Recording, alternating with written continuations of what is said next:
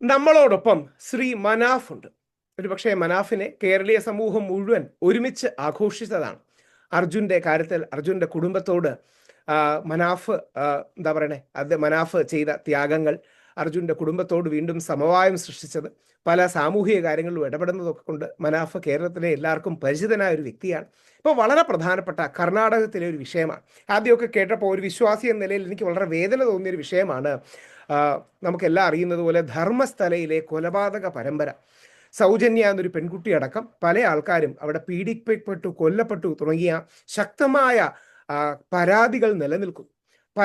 കഴിഞ്ഞ 2 ദശാബ്ദങ്ങളോളമായി താൻ 100-ലേറെ ആൾക്കാരെ മറവ് ചെയ്തു എന്ന് അവിടുത്തെ ഒരു ശുചീകരണ തൊഴിലാളി തെളിവ് സഹിതം കോടതിയിൽ എത്തിയതൊക്കെ എല്ലാവരെയും വേദനിപ്പിക്കുകയും ഞെട്ടിക്കുകയും ഒക്കെ ചെയ്തു. ദേശീയ മാധ്യമങ്ങളടക്കം, ദേശീയ തലത്തിലെ വലതുപക്ഷ മാധ്യമങ്ങളടക്കം ഈ വിഷയം വളരെ ആക്റ്റീവായി എടുക്കുകയുണ്ടായി. ആ വിഷയത്തിൽ സജീവമായി ഇടപെടുന്ന, അവിടെ നീതിക്ക് വേണ്ടി പോരാടുന്ന ഒരാൾ കൂടിയാണ് ശ്രീ മനാഫ്.